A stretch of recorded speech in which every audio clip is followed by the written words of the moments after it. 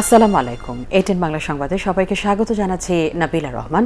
শুরুতেই BRB cables সংবাদ শিরোনাম। করোনার এবারের ধরন ভয়ঙ্কর। একদিনে শনাক্ত ৬,৫০০, ৫৯ জনের মৃত্যু। ৬১ দেশের যাত্রীদের বাংলাদেশে প্রবেশে নিষেধাজ্ঞা। করোনা আক্রান্তের ২০ ভাগই সংকটাপন্ন। রাজধানীর হাসপাতালগুলোতে বেড সংকট, আইসিইউর জন্য হাহাকার।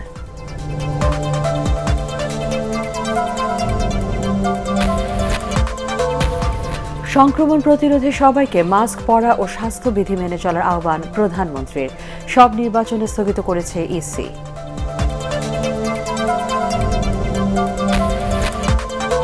কর্মক্ষেত্রে জনবল কমানোর নির্দেশ এখনও অকার্যকর। গণপরিবহনে দুর্ভোগ, রাইড শেয়ারিং মোটরসাইকেল চালকদের অবরোধ।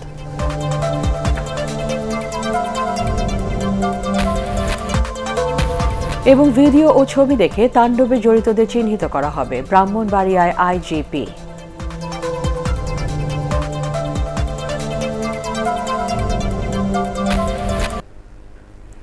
শুনছিলেন বিআরবি কেবলস সংবাদ শিরোনাম। দেশে আরও প্রায় ৬,৫০০ নতুন করোনা রোগী শনাক্ত হয়েছে গত ২৪ ঘন্টায়। মারা গেছেন আরও ৫৯ জন। সংক্রমণের হার প্রায় ২৩%। এদিকে পরিস্থিতি বিবেচনায় যুক্তরাজ্য ছাড়া ইউরোপের ৪৯টি সহ মোট ৬১টি দেশের যাত্রীদের বাংলাদেশে প্রবেশে নিষেধাজ্ঞা দিয়েছে বেসামরিক বিমান চলাচল কর্তৃপক্ষ। ফজলে রাব্বির রিপোর্ট। গত বছরের ৮ মার্চ দেশে প্রথম করোনা রোগী শনাক্তের ৪ মাস পর ২রা জুলাই শনাক্ত হয় সর্বোচ্চ ৪,০১৯ জন রোগী। এরপর কয়েক মাস এর আক্রান্তের সংখ্যা কমতে থাকলেও মার্চের মাঝামাঝি এসে তা আবার বাড়তে শুরু করে। গত ২৯ মার্চ ৫,০০০ ছাড়ায় করোনা রোগীর সংখ্যা।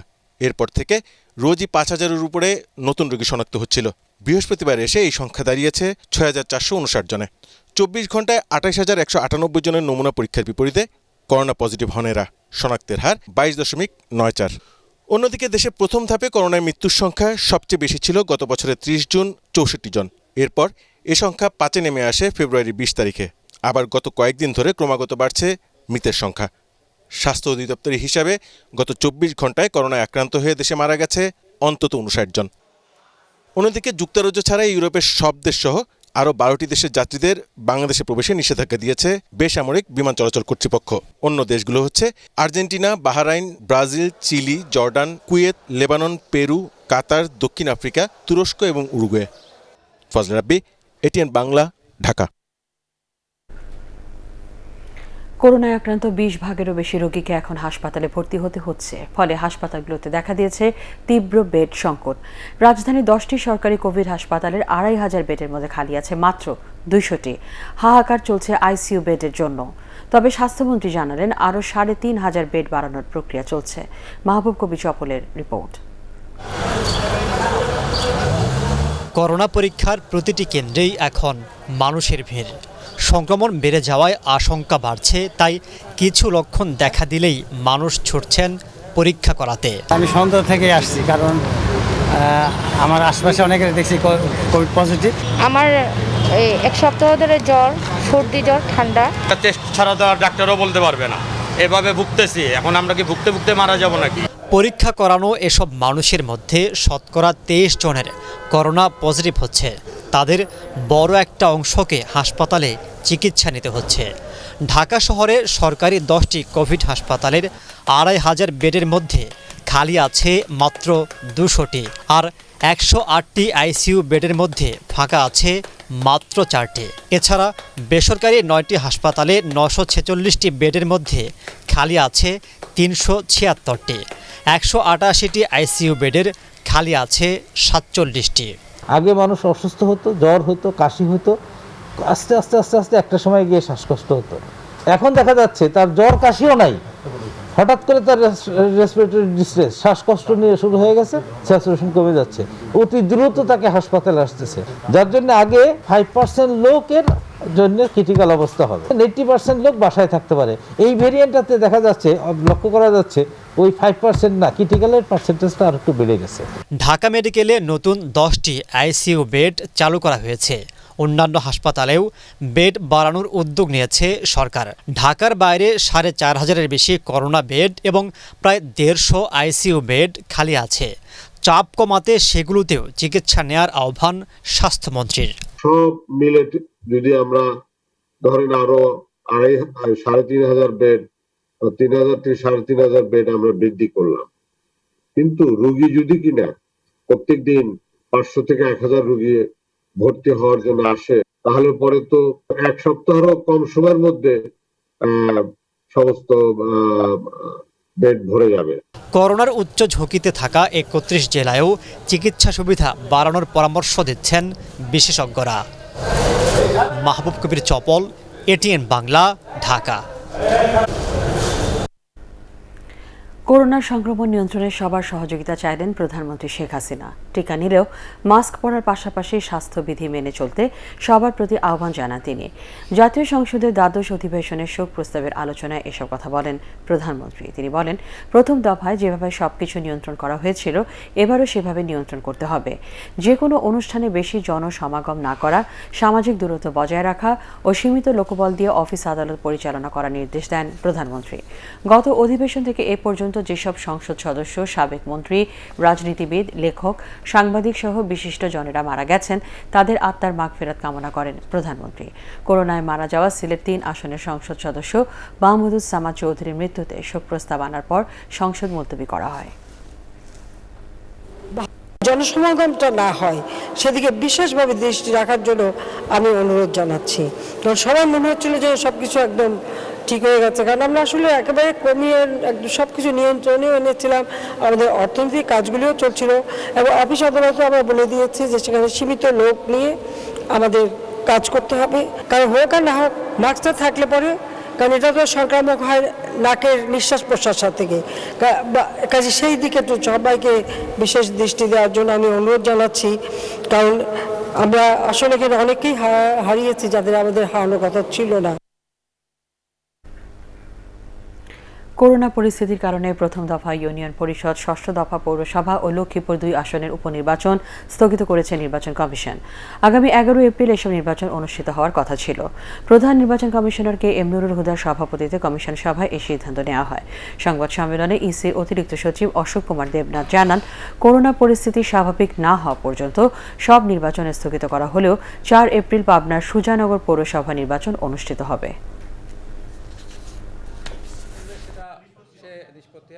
আগামী 11 এপ্রিল 2021 তারিখে অনুষ্ঠিতব্য একাদশ জাতীয় সংসদের 275 লক্ষ্মীপুর 2 শূন্য আসনের নির্বাচন এবং প্রথম ধাপের ইউনিয়ন পরিষদ নির্বাচন এবং ষষ্ঠ ধাপের যে পৌরসভা নির্বাচন, এটাও আমরা সার্বিক করোনা পরিস্থিতি বিবেচনা করে এটাও নির্বাচন কমিশন স্থগিত ঘোষণা করেছে। একাদশ জাতীয় সংসদের 231 সিলেট 3 শূন্য আসনের নির্বাচন এটা স্থগিত করা হয়েছে।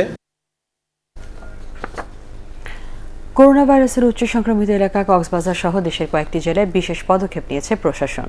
বন্ধ করে দেওয়া হয়েছে পার্বত্য 3 জেলা সহ মৌলভীবাজার ও কুয়াকাটার পর্যটন কেন্দ্র। পর্যটকদের দ্রুত এসব এলাকা ছাড়ার নির্দেশও দেওয়া হয়েছে। চট্টগ্রামে বিনোদন কেন্দ্র ও কমিউনিটি সেন্টার সহ সর্বত্র জনসমাগম নিষিদ্ধ করে গণবিজ্ঞপ্তি জারি করেছে প্রশাসন। প্রতিনিধিদের তথ্যচিত্র নিয়ে আরো জানাচ্ছেন বিপ্লব রায়। করোনার সংক্রমণ বেড়ে যাওয়ায় কক্সবাজার সমুদ্র সৈকতে পর্যটকদের ভ্রমণে নিরুৎসাহিত করে বুধবার থেকেই মাইকিং শুরু করে প্রশাসন। সৈকত থেকে তুলে নেওয়া হয় পর্যটকদের সব ধরনের সুযোগ সুবিধা। হোটেল মোটেল থেকে সবাইকে চলে যাওয়ার জন্য বলা হচ্ছে, কিন্তু তবুও ভিড় কমছে না সৈকতে। এখন আর কেউ বাড়িতে থাকতে চাচ্ছে না, সবাই একটু জীবনকে উপভোগ করতে চাচ্ছে। করোনা থেকে বাঁচতে হলে নিজেদের সচেতনতাই যথেষ্ট। আমরা বেরাবো স্বাস্থ্যবিধি মেনে। পর্যটক যাতে স্বাস্থ্যবিধি পালনে উৎসাহী হয় সেজন্য জনসচেতনতা বৃদ্ধির লক্ষ্যে প্রচারণা টুরিস্ট পুলিশের পক্ষ থেকে করা হচ্ছে। এদিকে অন্যতম দর্শনীয় স্থান মৌলভীবাজার ও রাঙামাটির হোটেল মোটেল থেকে পর্যটকরা এরই মধ্যে চলে গেছেন। পটুয়াখালীর কুয়াকাটায় পর্যটন কেন্দ্র বন্ধের পাশাপাশি ধর্মীয় ও সামাজিক অনুষ্ঠানে জনসমাগম নিষিদ্ধ করা হয়েছে। এসব জেলায় সন্ধ্যা 6টার পর জরুরি প্রয়োজন ছাড়া ঘরের বাইরে বের হওয়ার উপরও নিষেধাজ্ঞা দেওয়া হয়েছে। একই সাথে সন্ধ্যা 7টার পর দোকানপাট বন্ধ রাখতেও বলা হয়েছে। চট্টগ্রামে বিনোদন কেন্দ্র ও কমিউনিটি সেন্টার সহ সর্বত্র জনসমাগম নিষিদ্ধ করে গণবিজ্ঞপ্তি জারি করেছে প্রশাসন। বিপ্লব রায়, এটিএন বাংলা। গণপরিবহনে অর্ধেক যাত্রী পরিবহনের সরকারি সিদ্ধান্তের দ্বিতীয় দিনে যানবাহনের স্বল্পতায় চরম দুর্ভোগে পড়েন সাধারণ মানুষ। কর্মক্ষেত্রে 50% জনবল কমানোর নির্দেশনা এখনও বাস্তবায়ন না হয় এই বিড়ম্বনায় বলছেন ভুক্তভোগীরা। এদিকে মোটরসাইকেলের রাইড শেয়ারিং এর মাধ্যমে যাত্রী পরিবহনে নিষেধাজ্ঞার প্রতিবাদে রাজধানীতে সড়ক অবরোধ ও বিক্ষোভ করে চালকরা। রাবেয়া আক্তার সুবর্ণার রিপোর্ট। ঘন্টার পর ঘন্টা দাঁড়িয়ে থেকেও বাসে উঠতে পারেনি অধিকাংশ মানুষ। গণপরিবহনে অর্ধেক যাত্রী নেয়ার সরকারি সিদ্ধান্ত এই বিড়ম্বনা, কিন্তু পৌঁছাতে হবে কর্মক্ষেত্রে। তাই ঝুঁকি নিয়ে স্বাস্থ্যবিধি উপেক্ষা করে বাসে উঠছেন অনেকে। অফিস আদালতে 50% জনবল কমানোর নির্দেশনা বাস্তবায়ন না হলে এ সংকট দূর হবে না বলে বলছেন সাধারণ মানুষ। ডাবল ভাড়াও নিচ্ছে, তারপরে সময় মতো যেতে পারছি না। উচ্চ পর্যায়ে যারা চাকরি করে তাদের কথাই সরকার চিন্তা করে, কিন্তু যারা নিম্ন পর্যায়ে তাদের কথা সরকার চিন্তা করে না। দেশে করোনা পরিস্থিতি অবনতির কারণে মোটরসাইকেলে রাইড শেয়ারিং এর মাধ্যমে যাত্রী পরিবহনে বুধবার থেকে 14 দিনের নিষেধাজ্ঞা দিয়েছে সড়ক পরিবহন কর্তৃপক্ষ। এই সিদ্ধান্তের প্রতিবাদে সকাল থেকে রাজধানী শাহবাগ, প্রেস ক্লাব সহ বিভিন্ন এলাকায় জড়ো হন ওভার পাঠাও এর চালকরা। রাস্তা অবরোধ করে সিদ্ধান্ত বাতিলের দাবি জানান তারা। বিভিন্ন সড়কে যান চলাচল বন্ধ হয়ে দেখা দেয় তীব্র যানজটের। মোটরসাইকেলের যাত্রী পরিবহনের সুযোগ না দেয়া পর্যন্ত এ আন্দোলন চালিয়ে যাওয়ার ঘোষণা দেন বিক্ষুব্ধ চালকরা। মোটরসাইকেল চালানোর উপরে সংসার চালায়, তাদের জন্য তো সমস্যা। সিএনজি যদি 2 জন নিতে পারে, রিক্সা যদি 2 জন নিতে পারে, বাসে যদি অন্তত 50-60 জন নিতে পারে, তাহলে মোটরসাইকেলের জন্য 2 জন যাত্রী কেন নিষিদ্ধ? মোটরসাইকেল কেনা সেটা আমাদের সংসার চলে, আমাদের পেট চলে, আমাদের বাপ মা আছে, ছেলে মেয়ে আছে, বউ পোলাবেন আছে, মাসে তো ঠিকই রুম ভাড়া দেওয়া লাগবে। এদিকে সামাজিক দূরত্ব বা স্বাস্থ্যবিধি মানতে দেখা যায়নি ট্রেন যাত্রীদের মাঝেও। রেল কর্তৃপক্ষকে এ ব্যাপারে কোনো উদ্যোগ নিতে দেখা যায়নি। সিট প্ল্যান আগের মতোই আছে, বেশি না হাত ধুলাম, কোনো সাবানের ব্যবস্থা নেই। সচেতনতার জন্য প্ল্যাটফর্মে ঢোকার সময় যেরকম মনে করেন যে স্যানিটাইজার এবং পরীক্ষা নিরীক্ষা করাটা জরুরি আর কি। সরকারের 18 দফা নির্দেশনা কঠোরভাবে মানা না হলে করোনা পরিস্থিতি নিয়ন্ত্রণের বাইরে চলে যাবে, এমনটাই মনে করছেন স্বাস্থ্য বিশেষজ্ঞরা। সংক্রমণ শনাক্তের হার সবই দ্রুত বেড়েছে। ট্রেন ভ্রমণের ক্ষেত্রে বিভিন্ন নির্দেশনা থাকলে তা এখনো মানতে চাচ্ছে না অনেকেই। তবে এভাবে চললে করোনা থেকে মুক্তি পাওয়া সম্ভব না বলে মনে করছেন বিশেষজ্ঞরা। রাবেয়া আক্তার সুবর্ণা, এটিএন বাংলা, ঢাকা। সব ধরনের লঞ্চে স্বাস্থ্যবিধি যথাযথভাবে অনুসরণ এবং ধারণ ক্ষমতা অনুযায়ী যাত্রী পরিবহন বাধ্যতামূলক করতে সদরঘাট লঞ্চ টার্মিনালে তৎপর বিআইডব্লিউটিএ, নৌ পুলিশ সহ বিভিন্ন সংস্থা। অধিকাংশ লঞ্চে স্বাস্থ্য সুরক্ষার ব্যবস্থা থাকলেও তা মানা হচ্ছে না ঠিকমতো। নিয়ম না মানলে কঠোর ব্যবস্থা নেওয়ার হুঁশিয়ারি দিয়েছে বিআইডব্লিউটিএ। এদিকে 60% ভাড়া বাড়ানো হলেও অধিকাংশ লঞ্চেই নেওয়া হচ্ছে আগের ভাড়া। বিস্তারিত জানাচ্ছেন শফিকুল ইসলাম শামীম। ঢাকা থেকে চাঁদপুর ও বরিশালগামী যাত্রীবাহী লঞ্চে স্বাস্থ্যবিধি মানানো অনেক ক্ষেত্রেই কঠিন হয়ে পড়ে। বিশেষ করে ডেকে ঠাসাঠাসি করে যাতায়াতের রেওয়াজ অনেক পুরনো। তবে করোনার কারণে সেই চিত্র কয়েক মাসের জন্য বদলেছিল। বেশ কয়েক মাস স্বাভাবিক সময়ের মতো চললেও এখন করোনার প্রাদুর্ভাব বেড়ে যাওয়ায় আবারও বাড়তি সতর্কতা। প্রবেশ মুখ থেকে শুরু করে সদরঘাট, টার্মিনাল ও পন্টনের সর্বত্রই স্বাস্থ্যবিধি মানানোর জন্য জোর তৎপরতা চালাচ্ছে বিআইডব্লিউটিএ সহ সংশ্লিষ্টরা। পরিদর্শন করে যে লঞ্চের বিরুদ্ধে অনিয়ম পাচ্ছি তাদের বিরুদ্ধে আমরা আইনানুগ ব্যবস্থা নিব। পাশাপাশি জনগণকে সচেতন করার জন্য আমরা মাইকিং করতেছি। লঞ্চগুলিতে যেন যাত্রী অর্ধেক হয়, একটা সিট ছেড়ে ছেড়ে সবাই বসে, সেটা আমরা নিশ্চিত করতেছি। বিআইডব্লিউটিএও এই বিষয়ে ওনাদের ম্যাজিস্ট্রেটও আছে, ম্যাজিস্ট্রেট জরিমানাও করতেছে, মোবাইল করতেছে। এমন পরিস্থিতিতে কার্যক্রম ঠিকভাবে চালানোর জন্য লঞ্চ কর্তৃপক্ষেরও তৎপরতা বেড়েছে। কর্তৃপক্ষ সচেতন, অ্যাসোসিয়েশন আমাদের তারাও বারবার মাইকিং করতেছে যাতে করে স্বাস্থ্যবিধি স্বাস্থ্যসম্মতভাবে এভাবে আমরা স্বাস্থ্যবিধি মেনে আর কি যাতে আমরা যাত্রী বহন করতে পারি। বড় লঞ্চগুলো স্বাস্থ্য সুরক্ষার বিষয়ে তৎপরতা দেখালেও কেউ কেউ আবার তা ভঙ্গ করছে। তাপমাত্রা মেশিনও আমাদের আছে, কিন্তু না না না আমরা এটা আজকে সেট করিনি, আমরা কালকে থেকে করব। তবে যে যাত্রীর জন্য এত আয়োজন সেই যাত্রীরাই কর্তৃপক্ষের বাধা নিষেধের মধ্যেই স্বাস্থ্যবিধি মানার ক্ষেত্রে উদাসীনতা দেখাচ্ছেন। মাস্ক পরছিলাম কিন্তু লঞ্চ থেকে পড়ে গেছে। মাস্ক ছিল, মুখেই ছিল, মজা গেছে, ইয়ারও তুইছিলাম, আমার খেয়াল ছিল না। এই যে মাত্র নামলাম, তো এখন নিয়ে নিয়েই পড়তেছি। করোনা মহামারীর সংক্রমণ ঠেকাতে দেশের সব লঞ্চ টার্মিনালে প্রচারণার পাশাপাশি অভিযান চালানোর কথা জানিয়েছে বিআইডব্লিউটিএ কর্তৃপক্ষ। করোনার প্রাদুর্ভাব আবারও বেড়ে যাওয়ায় সদরঘাট লঞ্চ টার্মিনালে কড়াকড়ি আরোপ করেছে বিআইডব্লিউটিএ কর্তৃপক্ষ। পাশাপাশি লঞ্চ মালিকরাও চাইছেন যাতে যাত্রীরা স্বাস্থ্যবিধি মেনে লঞ্চে ওঠেন। এরপরও অনেকেই ইচ্ছাকৃতভাবে স্বাস্থ্যবিধি ভঙ্গ করছেন। তবে প্রশাসনের লোকজন এক্ষেত্রে কঠোর অবস্থানে রয়েছেন। শফিকুল ইসলাম শামীম, এটিএন বাংলা, সদরঘাট, ঢাকা।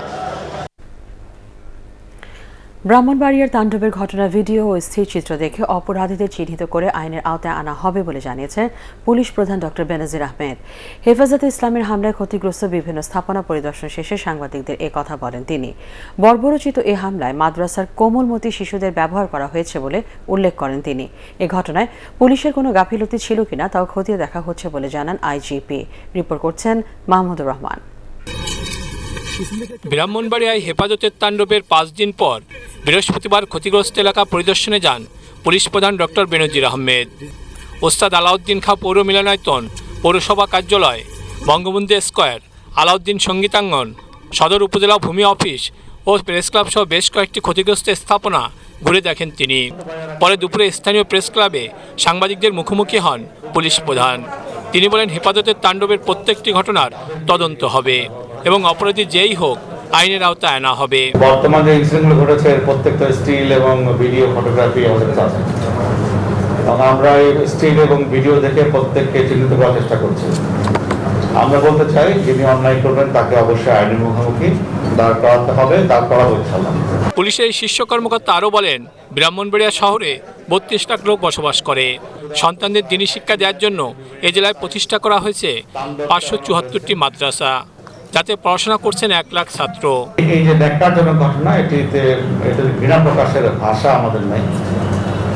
আবার সমস্যা হলো যে এই সমস্ত কাজে ব্যবহার করা হয় মাদ্রাসার কোমলমতি ছেলেদের এবং অনেকে আবার দরিদ্র পরিবার থেকে আসে, অনেকে এতিম থাকে, তাদেরকে এর পিছনে ব্যবহার করা যেটা আরো অমানবিক।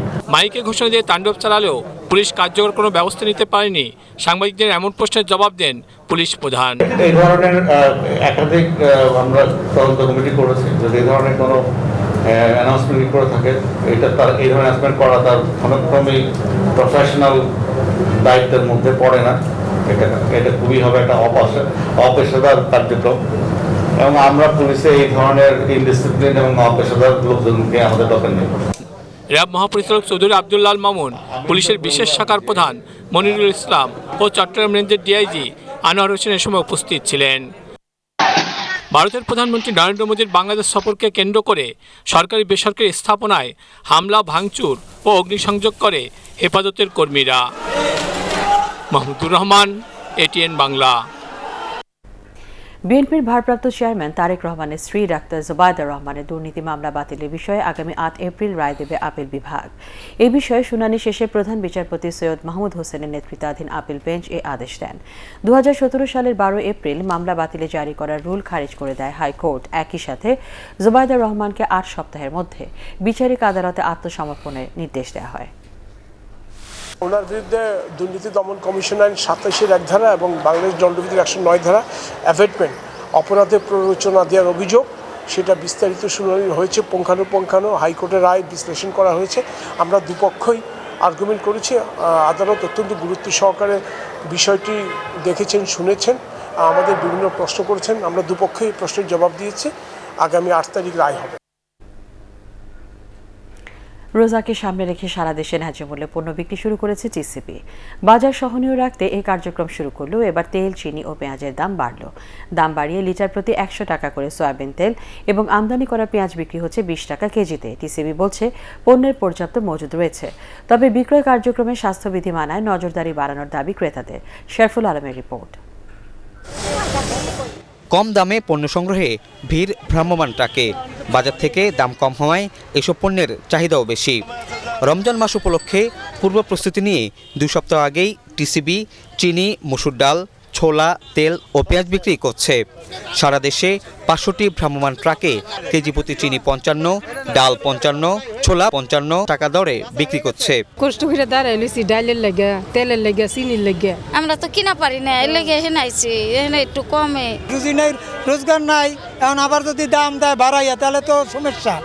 এসব ট্রাকে লিটার প্রতি 10 টাকা বাড়িয়ে 100 টাকায় সয়াবিন তেল ও 5 টাকা বাড়তি দামে পেঁয়াজ ও চিনি কিনছেন ক্রেতারা। টিসিবির তেলের দাম 10 টাকা বাড়ানো হয়েছে, 500 টাকা এখন। এটা বাজারে চলতেছে 660 টাকা, সরকারি নির্ধারণ করে দিয়েছে। সুতরাং ওই হিসাবে 160 টাকা কম বাড়ানো হয় নাই। আর যদি বলেন তাহলে 10 টাকা বাড়ানো হয়েছে। টিসিবির নিকট যথেষ্ট পরিমাণ পণ্য মজুদ আছে। ভোক্তা সাধারণকে আমি অনুরোধ করব, আপনারা আতঙ্কগ্রস্ত না হয়ে সুশৃঙ্খলভাবে স্বাস্থ্যবিধি মেনে টিসিবি ডিলারদের নিকট থেকে পর্যায়ক্রমে পণ্য সংগ্রহ করুন। অভিযোগ রয়েছে সাশ্রয়ী দামের পণ্য কেনাকাটায় মানা হচ্ছে না স্বাস্থ্যবিধি। রমজান আসছে, চিনি নিব, তেল নিব, আর দোকানে দেখেন দাম বেশি। বাড়তে তো আমরা তো সামাজিক দূরত্ব বজায় রাখি না। আমরা চেষ্টা করতেছি আমাদের দূরত্ব বজায় রাখার। কর্তৃপক্ষরা ঠিক মতো লাইনে দাঁড়া করাইতেছে না মানুষরে, তো মানুষরা নিজেদের মতো গাদাগাদি করে দাঁড়াতেছে। 80 টাকা কেজি দরের খেজুর বিক্রি হবে রোজা শুরুর 6 দিন আগে। টিসিবি জানিয়েছে দেশ জুড়ে ন্যায্য মূল্যের পণ্য বিক্রি কার্যক্রম চলবে 6 মে পর্যন্ত। বারবার ঘোষণা ও ট্রাক থেকে সামাজিক দূরত্ব মানার কথা বলা হলেও কম দামে পণ্য কিনতে এসে তা মানছেন না অনেকেই। এই অবস্থায় টিসিবি সহ সংশ্লিষ্ট সকলের দৃষ্টি আকর্ষণ করেছেন ভোক্তারা। শরফুল আলম, এটিএন বাংলা, ঢাকা। প্রতারণা থেকে ক্রেতাদের রক্ষা করতে ই কমার্স খাতকে কঠোরভাবে নিয়ন্ত্রণের কথা বলেছেন রাষ্ট্রপতি মোহাম্মদ আব্দুল হামিদ। ফিল্ম আর্কাইভ ভবনে digital device and innovation expo virtually উদ্বোধন করে তিনি এ কথা বলেন। সাইবার অপরাধ নিয়ন্ত্রণে দক্ষ মানব সম্পদ গড়ে তোলার উপর জোর দিয়ে রাষ্ট্রপতি বলেন, তথ্য প্রযুক্তি প্রসারের সাথে সাথে এই জাতীয় অপরাধের মাত্রাও বেড়ে যাচ্ছে। এবারের মেলার slogan make here sell everywhere. 3 দিনের এই মেলা সবার জন্য ভার্চুয়ালি উন্মুক্ত থাকবে। সময় অর্ডার নিয়ে পেমেন্ট পাওয়ার পর পণ্য ডেলিভারি না দিয়ে ফেসবুক পেজ বা ওয়েবসাইট বন্ধ করে দেয়। ফলে ক্রেতারা প্রতারিত হচ্ছে এবং অনলাইনে কেনাকাটায় আগ্রহ হারাচ্ছে। মুষ্টিমেয় কিছু অসাধু লোকের প্রতারণার জন্য যাতে ই কমার্সের মতো একটি বিপুল সম্ভাবনায় খাতের প্রসার কোনোভাবেই থেমে না যায় তা কঠোরভাবে নিয়ন্ত্রণ ও মনিটরিং করতে হবে। আল আরাফা ইসলামী ব্যাংক অর্থ সংবাদ।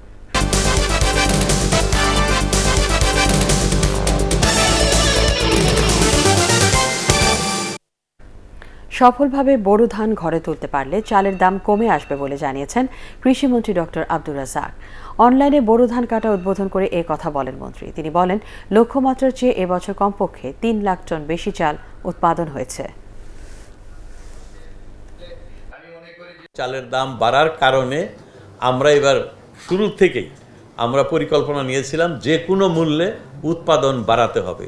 উৎপাদন বাড়ানোর জন্য আমি যেটি একটু আগেই বলেছি, আমরা বেশি প্রণোদনা দিয়েছি এবং বেশি এলাকা ধানের আওতায় আনার চেষ্টা করেছি। আমাদের যে টার্গেট ছিল যে 48 লক্ষ হেক্টর জমিতে আমরা বোরো করব এবং 2 কোটি টনেরও বেশি ধান আমরা এই মৌসুমে চাল আমরা উৎপাদন করব। কারণ এইটাই আমাদের বোরোটাই আমাদের দেশে চালের জন্য সবচেয়ে বড় মৌসুম। আন্তর্জাতিক সংবাদ।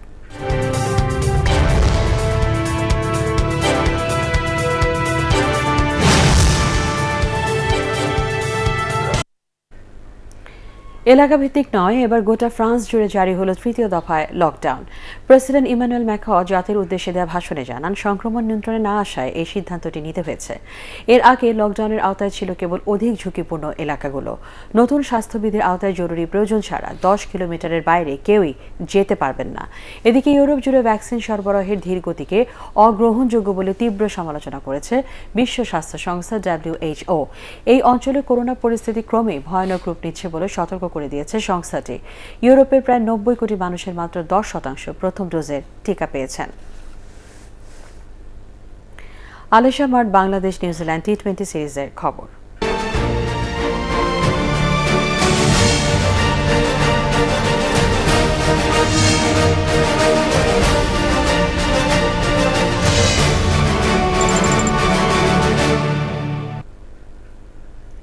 পরাজয়ের বেদনা আর হোয়াইট ওয়াশের লজ্জা নিয়ে দুই স্বপ্নে নিউজিল্যান্ড সফর শেষ করল বাংলাদেশ।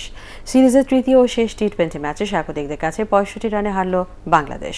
অকল্যান্ডের ইডেন পার্কে প্রথমে ব্যাট করে ম্যাচ সেরা ফিন অ্যালেন ও মার্টিন গাপটিলের ঝোড়ো ব্যাটিংয়ে 4 উইকেটে ১৪১ রান তোলে নিউজিল্যান্ড। জবাবে ৩ বল বাকি থাকতেই মাত্র ৭৬ রানে অল আউট হয় বাংলাদেশ। পরাগ আর মানের রিপোর্ট। মারমুখী ব্যাটিং আর বাংলাদেশের ফিল্ডারদের ক্যাচ ফেলার প্রতিযোগিতায় বড় পুঁজি নিউজিল্যান্ডের। পরে রান তাড়া করতে ব্যর্থ বাংলাদেশের কাঙ্ক্ষিত পরাজয়। তাতে ওয়ানডের মতো টি-20 সিরিজে হোয়াইট ওয়াশের লজ্জা রাসেল ডোমিঙ্গোর দলের। ১৪২ রানের টার্গেটে নেমে রীতিমতো বিবর্ণ তামিম মুশফিক মাহমুদুল্লাহবিহীন বাংলাদেশ। ৪ বলে ২-৪-এ ১০ রান করা সৌম্য সরকার টিম সাউদির ফিরতি বলে প্যাভিলিয়নে ফেরেন। ১৩ বলে ১-৪ আর ২ ছক্কার ঝলক দেখানো নাইম ১৯ রানের পুঁজিতে বিদায় নেন। এরপর মোসাদ্দেক হোসেনই কেবল ২ অঙ্ক ছুঁতে পারেন। বাকিদের কাছে মনে হয় ব্যাট বল যেন চির অচেনা। তাতে প্যাভিলিয়নে ফেরার মিছিল শেষ পর্যন্ত ৩ বল বাকি থাকতে মাত্র ৭৬ রানে অল আউট বাংলাদেশ। নিয়মিত অধিনায়ক মাহমুদুল্লাহ খেলতে পারছেন না, এমন দুঃসংবাদ নিয়েই বৃষ্টির বাধায় প্রায় ২.৫ ঘন্টা পর টস করতে নামেন দায়িত্বপ্রাপ্ত অধিনায়ক লিটন দাস।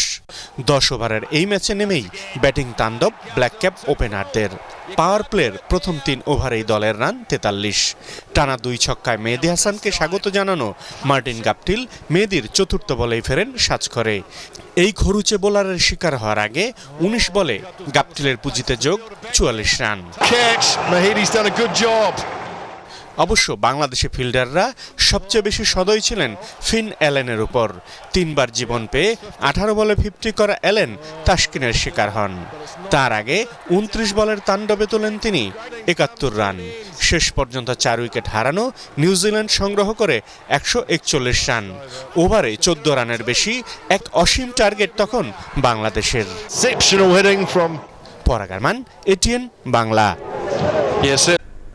তৈরি পোশাকের কারখানা থেকে ক্ষতিকর কার্বন নিঃসরণ কমানো এবং নবায়নযোগ্য জ্বালানি নিশ্চিত করতে সমঝোতা স্মারক সই হয়েছে। তৈরি পোশাক মালিকদের সংগঠন বিজিএমইএ ও পরিবেশ বিষয়ক সংগঠন সেড্রার মধ্যে এই সমঝোতা স্মারক সই হয়। করোনা ভাইরাসের কারণে ভার্চুয়ালি স্মারকে সই করেন দুই সংগঠনের ঊর্ধ্বতনরা। অনুষ্ঠানে প্রধানমন্ত্রী জ্বালানি বিষয়ক উপদেষ্টা তৌফিক ইলাহি চৌধুরী ও বিদ্যুৎ প্রতিমন্ত্রী নসরুল হামিদ উপস্থিত ছিলেন।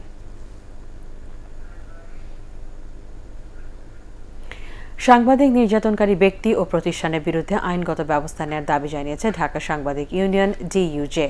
জাতীয় প্রেসক্লাবের সামনে আয়োজিত প্রতিবাদ সমাবেশে ইউনিয়নের নেতারা বলেন, চোখ রাঙিয়ে বা শাসিয়ে সাংবাদিকদের বিভ্রান্ত করা যাবে না। তারা বলেন, স্বাধীনতার পর কমপক্ষে ৩০ জন সাংবাদিককে হত্যা করা হয়েছে, বিচার হয়েছে মাত্র একটি হত্যাকাণ্ডের।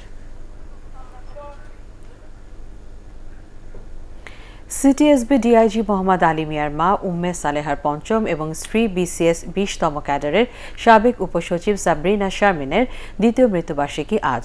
২০১৬ সালের এই দিনে মৃত্যুবরণ করেন উম্মে সালেহা এবং ২০১৯ সালের ১ এপ্রিল মারা যান সাবরিনা শারমিন।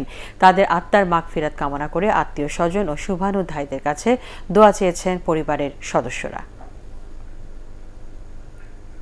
পার্টেক্স খেলার খবর।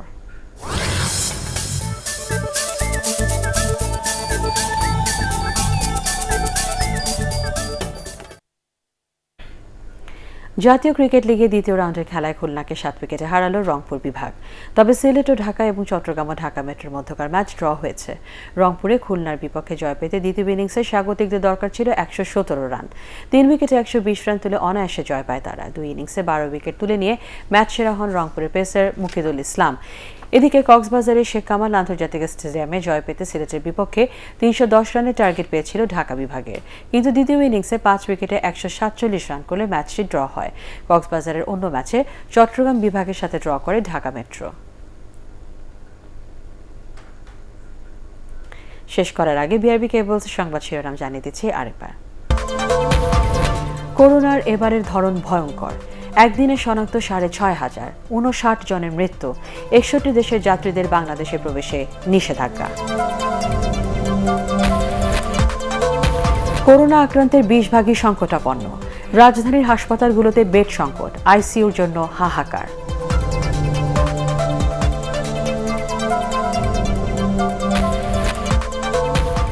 সংক্রমণ প্রতিরোধে সবাইকে মাস্ক পরা ও স্বাস্থ্যবিধি মেনে চলার আহ্বান প্রধানমন্ত্রীর।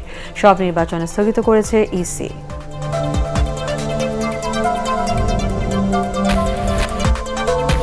কর্মক্ষেত্রে জনবল কমানোর নির্দেশ এখনো অকার্যকর। গণপরিবহনে দুর্ভোগ, রাইড শেয়ারিং মোটরসাইকেল চালকদের অবরোধ।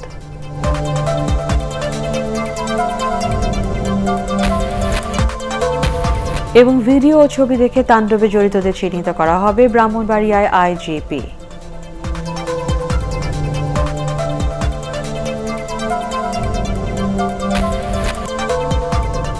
পরবর্তী সংবাদ দেখার আমন্ত্রণ জানিয়ে এখনকার মতো শেষ করছি।